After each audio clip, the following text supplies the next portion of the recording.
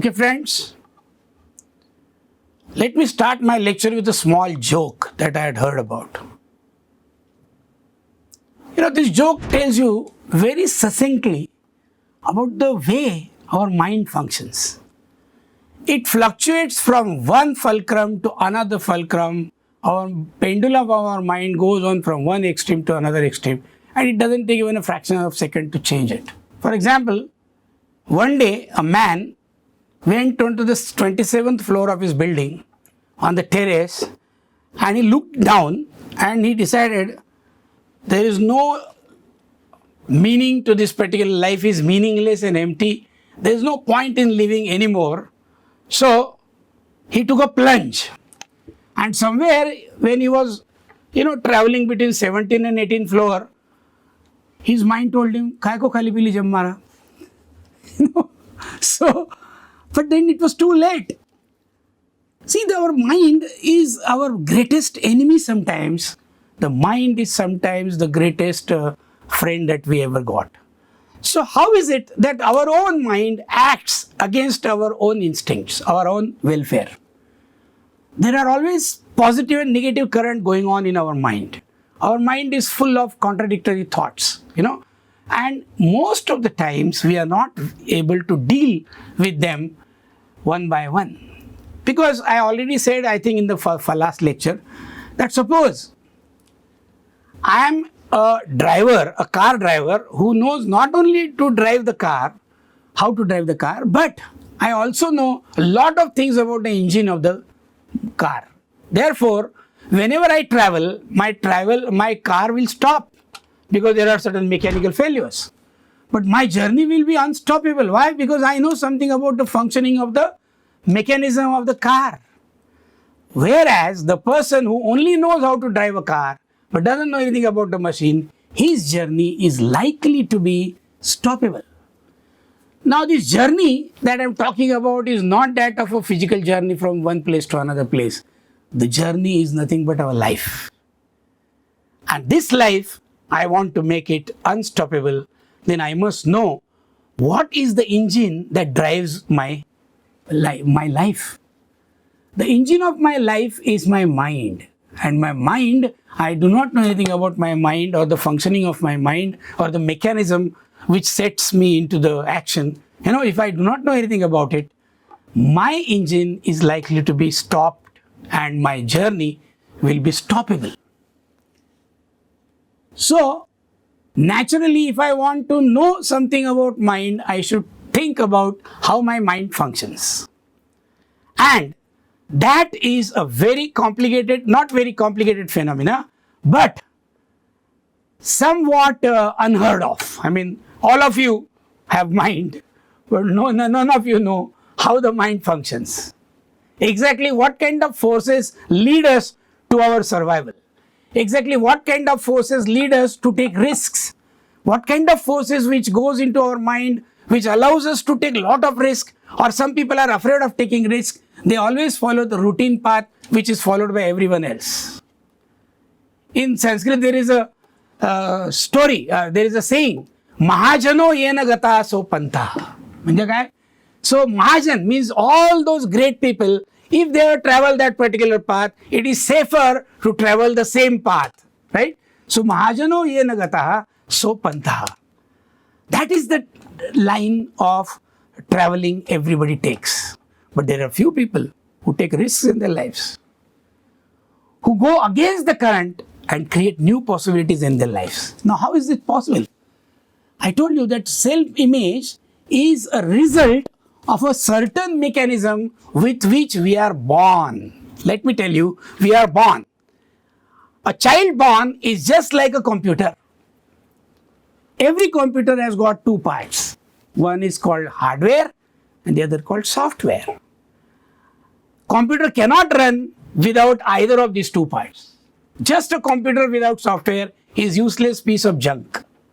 You can throw it away. It is not useful at all. So computer requires an operating system. It always comes with the operating system. Nowadays it is called Windows. Earlier it was called DIOS or something like that. Disk operating system, DOS. But without the operating system, computer as a as a tool is useless.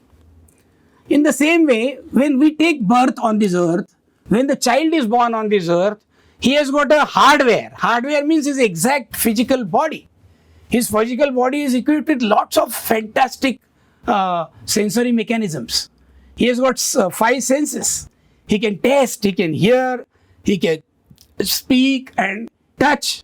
All these senses are there, and these senses are the input mechanism.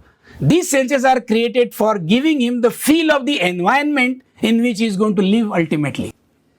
So these senses are created for giving him the feel of the environment, the kind of environment that he is faced with, and also deciding whether this environment is conducive to his survival or detrimental to his survival. So all these input mechanism is embedded in our hardware. But only this hardware is not going to help you. As I said, there is an operating system. Everybody is born, even a child, 1 year, not 1 second old child also has this particular operating system.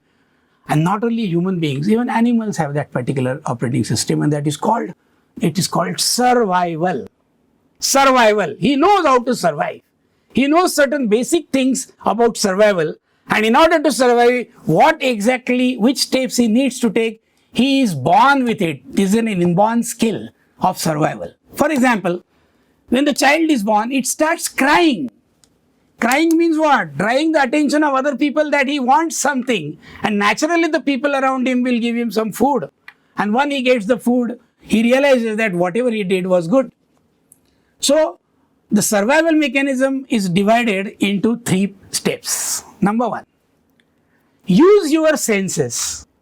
All the senses that God has given to you, use your senses to find out everything about the environment. Visual input, audio input, taste input, all kinds of input that you should try to get in and arrive at some kind of understanding of the environment. And then these images are stored in him, and then he decides whether this environment is good or bad for survival. Right? I'll give a very simple example. Suppose there is a child who has just learned how to crawl, and if you leave that child alone, you'll realize that children, those small children, are driven by a survival mechanism by many times better than the normal human beings. Normal human beings, if I'm allowed to sit alone, I'll just fold my hand and just sit very quietly. You will not find a child folding his hand and sitting quietly at one place. No, his survival mechanism tells him, beta, तुमको ये दुनिया के बारे में कुछ मालूम नहीं है. Immediately start exploring how the floor feels like. There is some object over there. Find out how when you touch it, how does it feel? Is it good or bad? So the child will start crawling. He will take the feel of the surface of the surface on which he is crawling. If it is very cold, there will be a message with the image of the surface that it is dangerous to his survival, right? Or if it is very good, it is very soft, and he gets a lot of pleasure out of it. He gets an image, he gets a message that the surface is damn good. Yeah? So he starts liking it, and he does it more and more. So now there is a child left alone, crawling on the floor, and suddenly he sees that there is some kind of a candle in front of him. I have just put some candle. Now the children are always attracted towards those flames, white candle. Just imagine white candle and that yellowish dancing flame, very attractive to him. So he is attracted, fascinated by what this phenomena is about, and he starts crawling very fast. And what is he going to do? In order to find out what kind of environment he is dealing with, he is likely to put his hand into the candle. And the moment the candle burns his hand, immediately that photographic memory will be imprinted in his mind. And there will be a conclusion written over there that is called, candles are dangerous. Now, there is a fact called candle in front of him. And there is a conclusion called candles are dangerous. Now, if at all he is confronted with any other candle in future, Is he going to touch? No. His previous experience immediately stands in front of him and tells him candles are dangerous, and according to our experience, these are dangerous, you are not supposed to touch it. So he'll refrain himself from touching the candle. And now, even if you bring, nowadays there are electronic candles which are harmless. I mean, they flicker like a real candle, but they are not. So if you keep that candle in front of him and ask him to touch it, he will refuse to touch it. He will start crying, But why? Because he is not reacting to the present candle. He is reacting to the past candle, and he cannot make a difference between the past candle and the present candle. He cannot differentiate. For him, the same candle is there and his responses are predetermined. And he has survived or not? Yes, he has survived. That is the called survival mechanism. So there are 3 steps. Number 1, gather information from all our senses about the environment, experience it, and find out whether the environment is good or bad for survival, and whatever conclusion you have drawn, store it along with the images that you have stored. And then in the future, whenever there is a new experience, you compare that new experience with any kind of old experience similar to that, and whatever decision you have taken at that time, repeat it, and that will lead to survival. That is how all animals need survival. That is how the animals survive on this planet, and they have survived not only for 1 or 2 years, but millions of years they have been surviving in the same way. So this mechanism is very powerful. We are born with it, and we cannot do away with it. We cannot. But human beings are a special unit. I don't know. Human beings are always trying to go beyond survival. They are not happy with only survival. They know animals can also survive. But I want to survive in a better way. But in order to survive better way, they will have to take risk. They will have to take risk. They will have to do something which nobody in their past has done. Let us take an example. How many of you know swimming? Those of you who know swimming, there are 2 kinds of people who might have gone to a swimming pool. The people who are afraid of water and came back. People who took a jump and became a swimmer. I don't know which category you belong to, but I remember when I had gone in my small village where I was born, there was a river. And that river used to overflow. It should be flooded with a very dirty kind of yellowish water. And that water was very fearsome. But some of my friends used to take plunge into it, come back again, take plunge into it. They used to enjoy the swimming so much that I was always curious about swimming. So I went on to there was one bridge. On that bridge I stood up and I looked at the water. The water was looking fierce. Somebody in my mind, my survival mechanism was telling me, look here, you have never done this before. People have died. So you may die. So better come out and don't try to swim. One very powerful thought came in my mind. But then I decided nothing doing. I am going to do it. I will take the risk. So that means I am taking a break from my past. And I take a plunge. And what happens? A new world of swimming emerges for me. Right? So new possibilities almost always arise out of taking a break from your past. Taking a break from the mechanism of survival. Survival alone is not befitting mankind. If mankind would have adhered to only survival mechanism, he would have been just another animal on this earth. We are not. We have done fantastic progress. We are almost monopolized this earth by our skills. And all these skills are developed because of the risks that people have taken. Right? And this risk is called the ultimate tool for success. Now, I told you that there is a mechanism going on. What kind of mechanism is this? There are certain facts happening in our life. Facts are happening in the real world. Facts are happening at certain time. So facts have 4 coordinates. It happens somewhere, x, y, z. These are the coordinates, and it happens at some time. So t. So there are 4 coordinates, x, y, z, somewhere and at some time.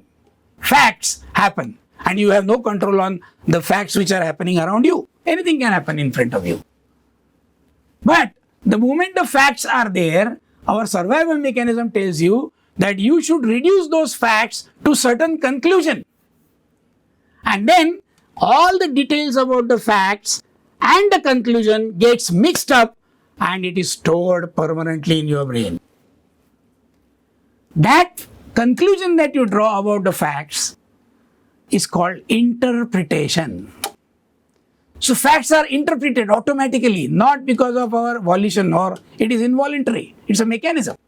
So we always interpret a fact, and interpretation and the fact gets collapsed into one another and it is stored in our mind.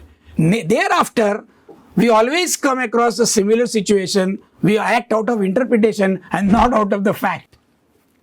But let me tell you, fact happens in reality because it has got 4 coordinates, x, y, z, t. Where is interpretation? Is it there inherent in the fact? No, it is in our mind. And is there unique interpretation of any fact? Answer to this question is unfortunately no. Facts can be interpreted in thousands and thousands of ways. So which interpretation is correct? I don't know. But still, I stick to one particular interpretation, and my reaction is designed by the kind of interpretation that I have arrived at. I'll give you a very simple example. I was giving lecture in one of the batches of IIT students, IIT aspirants, and I was teaching some topic called complex numbers. In the middle of that complex number lecture, I just deviated myself and I started talking about the kind of talks that I'm giving you right now. And I went on and went on and went on. Suddenly I realized that the student on the front bench looked at his watch. I got angry. I thought he was telling me, sir, ये bug बहुत हो गया. Topic कब start करोगे आप? So my reaction was getting angry. You know how the angry teachers react, So I asked him, stand up, stand up, stand up. What are you doing? Can you answer this question? I insulted him. I would have insulted him and I would have thrown him out of the school, out of the class. The boy would have thought that it is dangerous to sit on the front bench. It's a series of events, always misdirected. Now you tell me one thing. There was a fact. What was the fact? There was a student sitting on the front bench. Fine. What happened? He looked at the watch. Right? So, that is what has happened. Now, what kind of interpretation you can have? Thousands. For example, somebody might say, sir, his watch was new, may have been new. So, he's looking at it very, very proud of it. So, keep looking at it because it was new. Somebody say, sir, his watch was old and he must be checking whether it has stopped or not. Radically different interpretations and all are correct. In their own right. Okay. I thought that he's just mocking me. That is my interpretation. Right. So, if I think that he's just looking at the watch because he has got some interesting appointment after the lecture, then I would have not got angry. I said, okay, that will be personal. So I would have continued with my lecture.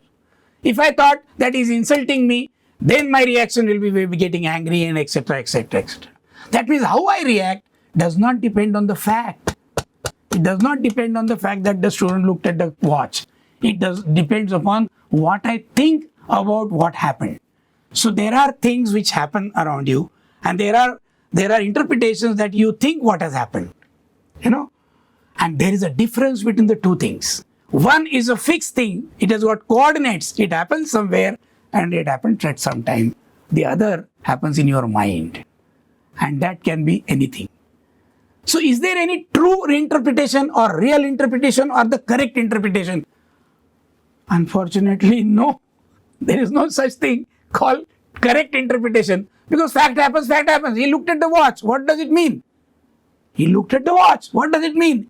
He looked at the watch. What does it mean? He looked at the watch. That is the fact. Anything other than that is in your mind, is in your interpretation. And interpretations are thousands and thousands and thousands and thousands, countless interpretations. The freedom lies in choosing the kind of interpretation which will allow us to go forward. I always say that there are two kinds of interpretations: freezing, stopping you at wherever you are, and freeing, gives you a wing to fly with.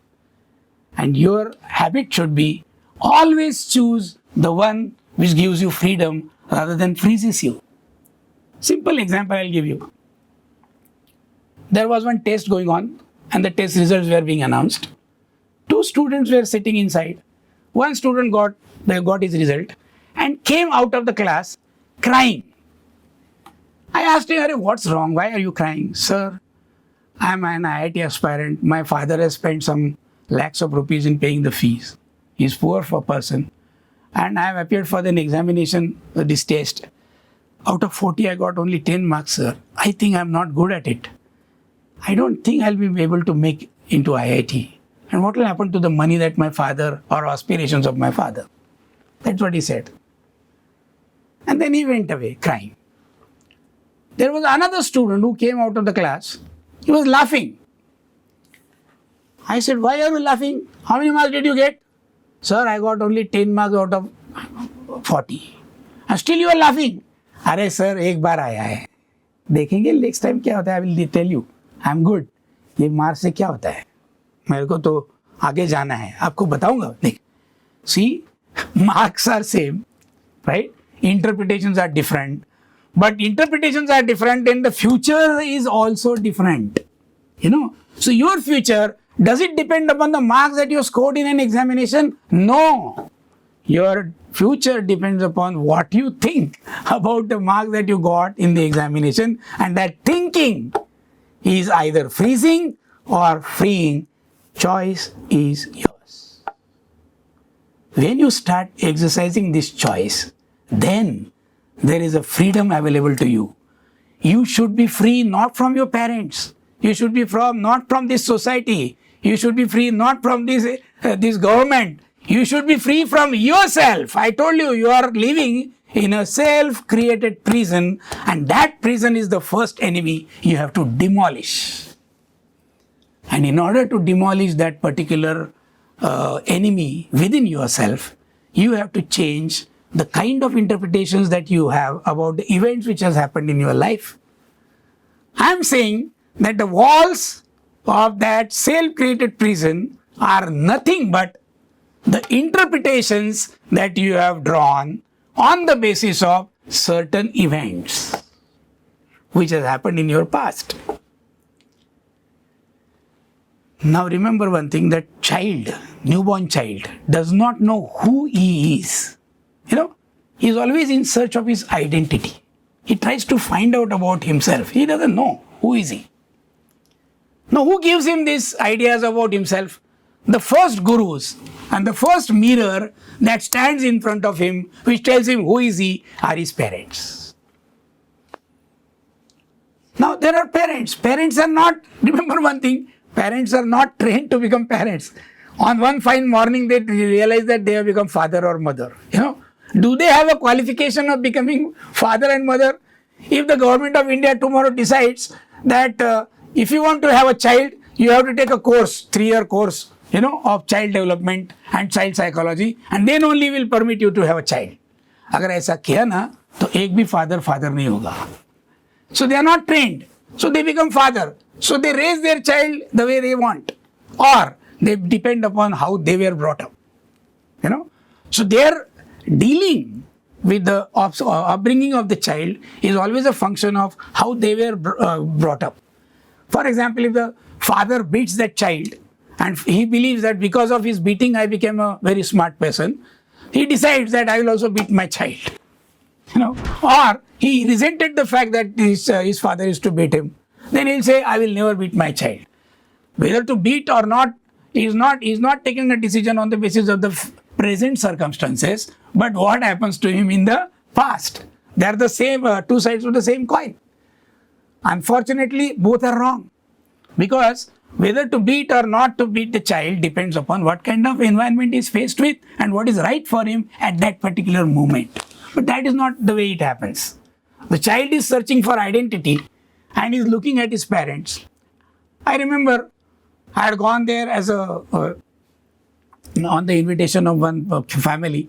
So I had gone there as a guest, and I sat on the sofa as usual. There was a small child, I was a 3 or 4 year old, and father, the host told me that, would you like to have a tea or coffee? I said, tea will do.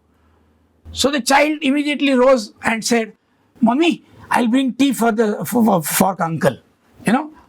So he started running. Mommy shouted from behind him, don't, you are clumsy, you will break the cup or the saucer. He said, what? No, I'm going. And then when he started coming back, his fingers started shaking, his waist, and he broke the glass. And that mommy shouted at him, didn't I tell you that you will break it? You're not good at handling this kind of objects. Now, for the first time, the child realizes what he is not good at. Thereafter, he'll be always afraid of doing something in front of the guest, or showing himself. And that is how the shyness in the child starts building up. And people say, my child बहुत shy hai. क्यों shy hai wo? He has taken a decision not to react in a particular environment because he had a bitter experience. But the experience itself was not bitter. He thought that it means he is not good at it. So he develops one particular trait, psychological trait of being shy in front of others. He is afraid of crowd. He is afraid of guests. He is afraid of strangers. Now, that child is born, unfortunately, in the family of an electronic engineer, and his house is full of very expensive electronic gadgets. The child will naturally be curious and he'll start fiddling with those equipments. What is father is going to say?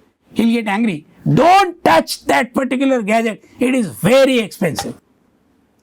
If it happens once, twice, thrice, the child doesn't understand why he's getting scolded, right? Because he does not have the logical thinking process. He is not matured enough. So what is he going to decide for himself? The interpretation will be, the fact is that there are electronic objects around him and he is touching it, and interpretation is he is no good at it. So he'll develop an aversion, complete kind of a disdain about anything electronic. And the father hopes that my son will become electronic engineer. He hates electronic engineering at all, right? From his childhood he's hating it. Why? Because he has been given an image by your own interpretation to him, and he is interpreted in a particular way. So, I have seen one day, I was just walking along the footpath, and one school bus stopped in front of me. The whole school bus was full of infants, hardly 3-4 year old children.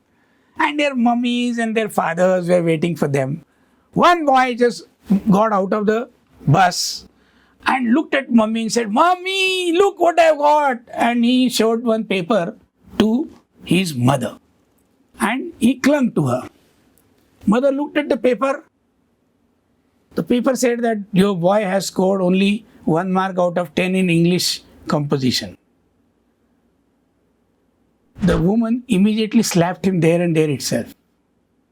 Boy, who does not even understand what is an examination, what is a performance, and he is being slapped at. Will he understand the meaning of this slapping?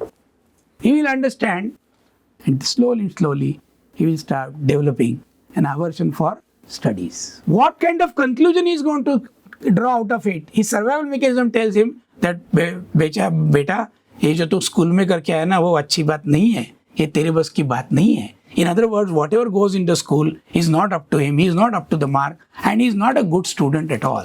That is the decision he takes about himself, and he progresses. And there are unfortunately many such events happen in the life of all children, and they are all accidents. You have no control. For example, your mathematics teacher tells you, तू monkey है, तेरे को mathematics कभी नहीं आएगा. Drawing teacher बोलता है, सारा मैं तेरे को पैरेट का निकालने को बोलता है, तू मंकी निकालता है, तेरे को ड्राइंग कभी नहीं आएगा. All kinds of remarks are being passed by the people whom we give authority to decide who am I. So I've given authorities to my parents, I've given authorities to my teachers have given authority to an inanimate object called exam, to decide who am I. So these are my mirrors, and these mirrors give me certain image, and that is called my self-image. You can understand this is a mixture of several thousand unrelated interpretations, right? And these interpretations have come together and created your personality. Now, how this image looks like, how your personality looks like, I'll tell you. Have you ever visited one village fair? Village में जत्रा होती है, तो उसमें एक house of mirror रहता है. In that house of mirror, there are various kinds of mirrors kept there. In one mirror, you look very fat. In one mirror, you look very thin. In one mirror, your head blows out and your legs shrink. So various kinds of images are there. And if you think that these are the images of me and this is who I am, then your personality will look ridiculous or not. But right now, your personality, your personal beliefs, or your ideas about your self-image are created by exactly this kind of random experiments or random images which are thrown at you. That is the power of self-image. The point is, you have to get out of it. And the mechanism I already told you, instead of freezing, you have to choose what? Freeing interpretation. Interpretation by choice. Interpretation by choice. In Sanskrit, there is a bird called Rajahans. What is he famous for? He is famous for Nirakshira Vivek. Nirakshira Vivek means what? If you give him a glass of milk, he will always separate the water out of it and only drink the milk. That ability he has of separating interpretations from the facts and arriving at that interpretation which allows me a lot of freedom. Then our life is going to be beautiful. For example, one day one student told me, "Sir, aap bakwas teacher ho." Now I decided that I will not be having any interpretations at all. I will only dwell in the facts. So if you ask me, what does that mean, sir?